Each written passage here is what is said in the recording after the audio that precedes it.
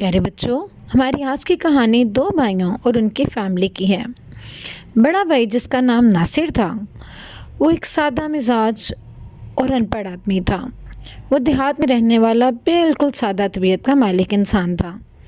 اس کی بیوی زبیدہ اسی کی طرح سادہ طبیعت کی مالک تھی۔ وہ ایک ملنسار اور دوسروں کا خیال رکھنے والی عورت تھی، جبکہ چھوٹا بھائی بابر پڑھا لکھا اور خود غرض انسان تھا، اور اس نے شہر میں جا کے شادی کر لی تو اس کی بیوی رابعہ بھی اسی کی طرح مطلبی، خود غرض اور بدتمیز عورت تھی۔ وہ جب شادی کر کے اپنے بھائی کے پاس آئے تو پھر کیا ہوا؟ سنیے، ناصر بھائی کا خط آیا ہے۔ وہ کہہ رہا ہے کہ اس نے وہاں اپنے کلاس کی ایک لڑکی سے شادی کر لی ہے اور وہ جلد ہی اپنی بیوی کو لے کے یہاں ہمارے پاس گاؤں آ رہا ہے۔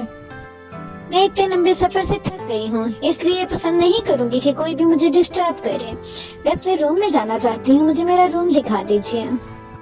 ہاں بہو، آؤ میں تمہیں تمہارا کمرہ دکھا دیتی ہوں۔ اس طرف دائیں طرف تمہارا کمرہ ہے۔ رابعہ، اگر تم فارغ ہو تو آؤ مل کے کھانا بنا لیتے ہیں۔ میں روٹی ڈال رہی ہوں اور تم ہنڈیا دیکھ لو۔ تمہارے بھیا آنے ہی والے ہوں گے، دونوں مل کے کام کر لیتے ہیں تو ان کے آنے تک جلدی بنا لیں گے۔ اوہو بھابھی، میرے آنے سے پہلے بھی تو آپ کھانا بناتی تھی۔ ابھی تو مجھے آئے ہوئے 2 دن بھی نہیں ہوئے اور آپ مجھ سے گھر میں کام کروانا چاہتے ہیں۔ میں ابھی چائے پی رہی ہوں، فارغ ہوں گی تو دیکھوں گی، موڈ ہوگا تو آپ کے ساتھ کام کروا دوں گی، ورنہ آپ کر سکتے ہیں۔ آخر میرے آنے سے پہلے بھی تو آپ اکیلے ہی کام کرتی تھی نا، تو آج روٹیاں بنانا مشکل کیا لگنے لگ گیا؟ رابعہ، میں نے کل دیکھا تھا تمہارے روم کا کلین بہت گندا ہو رہا تھا، آؤ مل کے اسے صاف کر لیتے ہیں۔ او بھابھی پلیز، میں یہ ماسیوں والے کام نہیں کر سکتی۔ جائیے اور جا کے روم صاف کیجیے، اگر نہیں کر سکتے تو کوئی ماسی رکھ لیجیے، لیکن پلیز میری روٹین کو ڈسٹرب کرنے کی کوشش مت کیجیے گا۔ یہ میں نے آتے ہی بتا دیا تھا کہ مجھ سے کوئی امید نہ رکھیے گا۔ رابعہ یہ کہہ کر باہر چلی جاتی ہے اور زبیدہ سوچ میں پڑ جاتی ہے کہ میں نے کیا غلط کہا۔ پھر ایک دن زبیدہ پورے گھر کی صفائی کرنے کے بعد رابعہ کے پاس آتی ہے اور اس سے کہتی ہے، رابعہ، میں نے تمام گھر صاف کر لیا ہے، صرف تمہارا کمرہ رہ گیا ہے، آؤ وہاں کی بھی جھاڑ پونچھ کر لیں۔ کل میں نے دیکھا تھا کچھ جالے لگے ہوئے تھے، چلو آؤ مل کر تمہارا کمرہ صاف کر لیتے ہیں۔ بھابھی، آپ نے مجھے سمجھ کے رکھا ہے کیا؟ مجھے نوکرانی سمجھتی ہے؟ میں میڈ نہیں ہوں کہ ہر ٹائم صفائیوں میں لگی رہوں۔ کبھی آ جاتی ہیں آؤ صفائی کر لیں، کبھی آ جاتی ہیں آؤ کھانا بنا لیں۔ آخر آپ چاہتی کیا ہیں؟ آخر مجھے چین سے کیوں نہیں رہنے دیتی؟ مجھے تو لگتا ہے میں نے یہاں آ کے بہت بڑی غلطی کر لی۔ اتنی دیر میں ناصر بھی وہاں آ جاتا ہے۔ کیا ہوا بھابھی؟ کس چیز کا شور ہے؟ کیا ہوا؟ دیکھو نا، بھابھی ہر وقت مجھے برا بھلا کہتی رہتی ہیں، کبھی یہ کہیں گی وہ کر دو، کبھی وہ کر دو، یہ کر دو۔ میں آخر ایک انسان ہوں، کوئی مشین تو نہیں کہ ہر وقت ان کے کاموں میں لگی رہوں۔ جب سے آئی ہوں 1 منٹ کے لیے چین نہیں لینے دیتی۔ میں تو تنگ آ گئی ہوں، میں کیا کروں؟ میں نہیں رہنا چاہتی یہاں ان کے ساتھ، میں نہیں رہ سکتی ان کے ساتھ۔ مجھے چھوڑ کے آؤ، واپس چھوڑ کے آؤ مجھے۔ ارے رابعہ، میں نے ایسا کیا کہہ دیا؟ میں تو صرف تمہارے کمرے کی صفائی کی بات کر رہی تھی کہ آخر تمہارے بغیر میں تمہارے کمرے کی صفائی کیسے کر سکتی ہوں؟ شور سن کے بڑا بھائی بھی وہاں آ جاتا ہے اور آ کے پوچھتا ہے، ارے رابعہ بیٹا، کیوں شور مچا رہی ہو؟ میں بھی دیکھ رہا ہوں جس دن سے تم لوگ آئے ہو، زبیدہ تمہارے سارے کام کرتی ہے، گھر کی صفائی، تمہارے لیے کھانا بنانا، سب کچھ تو وہ کرتی ہے۔ آخر اس نے تمہیں ایسا کیا کہہ دیا جو تم ایسے شور مچا رہی ہو؟ دیکھ لیے اپنے بڑے بھائی کو، وہ بھی اپنی بیوی کی ہی سائیڈ لیں گے، کہیں گے کہ کوئی ان کی غلطی ہے۔ بس مجھے ہی کہنا میں یہاں نہیں رہنا چاہتی، میں نے کہہ دیا نا مجھے یہاں نہیں رہنا۔ اب بھی اور اسی وقت ہم لوگ شہر جائیں گے۔ ارے بہو، تم کیوں ایسے کر رہی ہو؟ دیکھو رابعہ، یہ گھر تمہارا ہے، مل جل کے رہنا چاہیے۔ تم کیوں جھوٹ بول کے سب کو پریشان کر رہی ہو؟ اتنے سی بات پہ جھوٹ؟ بھابھی دیکھیں، آپ میرے سامنے میری بیوی کو جھوٹا کہہ کے اس کے انسلٹ کر رہی ہیں، میں یہ ہرگز برداشت نہیں کروں گا۔ بھیا بھابھی، میں یہاں پہ نہیں رہوں گا، میں 1 منٹ بھی مزید یہاں پہ نہیں رہنا چاہتا۔ ہم لوگ آج ہی یہاں سے شہر چلے جائیں گے۔ یہ کہہ کر بابر وہاں سے چلا جاتا ہے اور پھر اگلے ہی دن بابر اور رابعہ وہاں سے شہر چلے جاتے ہیں اور پھر چند دن بعد وہ دونوں یہ سوچ کر ناصر اور اس کی بیوی زبیدہ کو شہر میں اپنے بڑے بنگلے میں بلاتے ہیں تاکہ ان کو دکھایا جا سکے کہ ہم کس شان سے رہ رہے ہیں۔ وہ ان کو نیچا دکھانے اور ان کا مذاق اڑانے کے لیے شہر میں بلاتے ہیں۔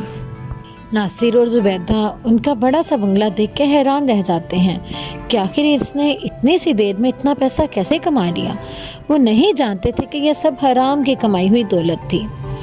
لیکن بابر بڑے غرور سے اپنے بھائی کو کہتا ہے، بھیا تم بھی کوئی 4 لفظ انگلش کے سیکھ جاتے، کچھ پڑھ جاتے تو شاید تم بھی کچھ کما لیتے۔ ارے رہنے دو، یہ سارا دن جانوروں کے ساتھ کام کر کر کے خود بھی جانور بن چکے ہیں۔ یہ کیا جانے کہ زندگی گزارنے کے صحیح طریقے کیا ہیں۔ یہ تو بس وہی سادہ سے زندگی گزاریں گے، زمین پہ بیٹھے۔ ہاں زمین پہ بیٹھو، آخر تم لوگ کہاں کشنوں پہ اور صوفوں پہ بیٹھ سکتے ہو؟ جہاں آرام ملتا ہے وہیں بیٹھو گے نا۔ باہر آتے ہوئے تم نے میری ملازمہ کو تو دیکھا ہی ہوگا، اس کے کپڑے بھی تم لوگوں سے بہتر ہیں۔ ہمیں تو ان کے سامنے بھی شرمندگی اٹھانا پڑے گی کہ آخر کو یہ ہمارے رشتہ دار ہیں۔ وہ اتنی بے عزتی کروا کے بھی خاموشی سے واپس آ جاتے ہیں اور پھر بھی زبیدہ ناصر کو سمجھاتی ہے، ارے اپنا دل میلا مت کیجیے، ابھی وہ لوگ بھٹک گئے ہیں، بہت جلد سیدھے راستے پر آ جائیں گے، آپ پریشان مت ہوئیے گا۔ میں اس لیے پریشان نہیں ہوں کہ اس نے مجھے برا بلا کہا۔ مجھے دکھ اس بات کا ہے کہ تم نے تو اس کے ساتھ کبھی برا نہیں کیا۔ آخر اس نے تمہارے ساتھ اس طرح سے کیوں بات کی؟ اس کو اپنی بیوی کو سمجھانا چاہیے تھا کہ بڑی بابی ہو، ماں کی طرح اسے پالا ہے، اسے تمہاری عزت کرنی چاہیے تھی۔ دن بعد بابر بہت پریشانی میں گھر آتا ہے اور آ کر اپنے بیوی کو بتاتا ہے کہ فیکٹری میں آگ لگ گئی اور سارا مال جل کر خاک ہو گیا۔ میں تو بینک سے بہت زیادہ قرضہ لے چکا ہوں۔ مجھے تو خود سمجھ نہیں آ رہی کہ آخر میں کیا کروں گا، کیونکہ تمام مال بھی جل چکا اور بینک سے اتنا زیادہ قرض لے چکا، یہاں تک کہ میں نے تو مزدوروں کو فیکٹری میں پیسے تک نہیں دیے۔ یہ سب کیسے ہو گیا؟ آخر تمہیں پتا نہیں چلا فیکٹری میں آگ کیسے لگ گئی؟ کہیں نہ کہیں تو تم نے لاپرواہی کی ہوگی نا۔ تمہیں دیکھ کے سوچ سمجھ کے کام کرنا چاہیے تھا۔ آخر اب ہم کیا کریں گے؟ مجھے تو لگتا ہے ہم پر مصیبت آن پڑی ہے۔ وہ دونوں بہت پریشان ہوئے اور سوچنے لگے کہ آخر کس سے مدد مانگی جائے، کون ہے جس سے آخر وہ پیسے ادھار لے لیں اور اپنا گھر بار بکنے سے بچا سکیں۔ رابعہ بابر کو لے کے اپنی ایک سہیلی کے پاس آتی ہے اور اس کے پاس جا کے اس سے مدد مانگتی ہے۔ بابر اس سے کہتا ہے کہ آپ مجھے کچھ دنوں کے لیے اتنی رقم ادھار دے دیں، میں جلد ہی آپ کی تمام رقم لوٹا دوں گا۔ میرا کاروبار کا اچھا خاصا ایکسپیرینس ہے، میں جیسے ہی پیسہ دوبارہ کاروبار میں لگاؤں گا مجھے پروفٹ ہوگا اور میں دوبارہ سے بچت کر کے آپ کو تمام پیسے لوٹا دوں گا۔ صرف میرے اس مشکل وقت میں میرا ساتھ دے دیجیے۔ دیکھو تمہیں یاد ہوگا میں نے بھی تمہارا کہیں مشکل وقت میں ساتھ دیا تھا، اب تمہیں چاہیے کہ ہماری مشکل وقت میں تم بھی ہماری مدد کرو۔ میں اپنے شوہر کو بڑی آس اور امید لے کے تمہارے پاس لے کے آئی ہوں۔ ارے اتنی بڑی رقم کا مطالبہ تم لوگ کر رہے ہو، میں آخر کہاں سے اتنی بڑی رقم دے سکتی ہوں؟ میں کوئی بینک تو نہیں چلاتی، نہ ہی میرے پاس اتنا روپیہ ہے کہ میں تم لوگوں کو کاروبار ڈوبنے سے بچا سکوں۔ آگ لگی ہے تو تم لوگوں کو خود احتیاط کرنی چاہیے تھی نا۔ اتنا پیسہ میرے پاس ہرگز نہیں کہ میں تم لوگوں کی مدد کر سکوں۔ جاؤ جلدی چلے جاؤ، اس سے پہلے کہ میرا شوہر آ جائے، اس کو بہت برا لگے گا تم لوگوں کا یہاں آنا۔ جلدی جاؤ یہاں سے۔ وہ دونوں بہت پریشان ہوتے ہیں اور نا امیدی میں وہاں سے چلے آتے ہیں۔ وہ سوچتے ہیں کہ اب کس کے پاس جایا جائے، اور پھر اس طرح سے بابر کو اپنے ایک دوست کی بات یاد آتی ہے جس نے اسے کہا تھا کبھی بھی مشکل وقت ہو تو میرے پاس چلے آنا، اور وہ اپنے ایک دوست کے پاس چلے جاتے ہیں۔ وہ جا کے اس کے پاس روتا گڑ گڑاتا ہے اور اس سے مدد مانگتا ہے۔ رابعہ بھی اس سے کہتی ہے کہ دیکھو ہم لوگ تمہارے پاس بڑی امید لے کے آئے ہیں، ہمیں مایوس مت کرنا۔ تمہارے پاس اچھا خاصا روپیہ ہے یہ تو ہم جانتے ہیں، تو تم ہماری مدد کر سکتے ہو نا۔ ہمارا کاروبار ڈوب چکا، آگ لگنے سے ہمارے حالات بہت برے ہو چکے ہیں، یہاں تک کہ ہم تو بہت زیادہ مقروض ہو گئے۔ ارے دیکھو میرا روپیہ تم لوگوں کے لیے نہیں ہے۔ تم تو ایسے کہہ رہی ہو تمہارے پاس بہت روپیہ ہے جیسے تم نے مجھے خود اپنے ہاتھوں سے روپیہ دیا ہو۔ بھائی میں نے بہت مشکل سے یہ روپیہ کمایا ہے اور میں کسی صورت کسی کو یہ روپیہ نہیں دے سکتا۔ جاؤ اور خود اپنے مسئلے حل کرنے کی کوشش کرو۔ وہ بہت مایوس ہو کے واپس آ جاتے ہیں اور اس طرح سے ان کا تمام گھر بار بک جاتا ہے اور یہاں تک کہ وہ سڑک پہ آ جاتے ہیں۔ بابر اپنی بیوی سے کہتا ہے मुझे लगता है हमें हमारे गुनाहों की सजा मिली। मैंने अपने बड़े भैया और भाभी जिन्होंने मुझे माँ की तरह पाला था, उनके साथ बहुत बुरा सलूक किया है। मैं तुम्हारे बहकावे में आ गया था। आज तुम मुझे गुनाहगार कह रहे हो, उस वक्त तो तुम खुद भी मेरे साथ मिले हुए थे। तुम मुझे समझा सकते थे ना कि हम उनके साथ गलत कर रहे हैं। मैं मानती हूँ कि मैंने गलत किया है, लेकिन तुम्हें भी तो गलती अपनी माननी चाहिए। मुझे लगता है कि हम दोनों को उनसे जाके माफी मांगनी चाहिए। और इस तरह से वो अपने बड़े भाई के पास और भाभी के पास आते हैं और बहुत रो रो के माफ़ी मांगते हैं और कहते हैं कि हमें माफ कर दो भैया, हमें माफ कर दो, हमसे गलती हो गई, हमें हमारे गुनाहों की सजा मिल चुकी है। हम सब कुछ बर्बाद कर बैठे, हमारा कारोबार, फैक्ट्री, सब कुछ तबाह हो गया। भैया हमें माफ कर दो, देखो हमने बहुत बुरा सलूक किया तुम्हारे साथ, हमें माफ कर दो भैया। वो दोनों बहुत रोते गिड़गिड़ाते हैं और भैया और भाभी का दिल तो पहले ही नरम था। भैया फौरन कहने लगते हैं, अरे नहीं नहीं बच्चों, तुम तो हमारे बच्चे हो।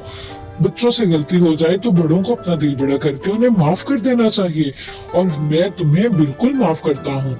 देखो तुम लोगों से गलती हो गई, तुम लोग भटक गए थे, लेकिन देखो आइंदा ऐसा मत करना। बच्चों, तुम लोगों ने हमें बड़ा मायूस किया है।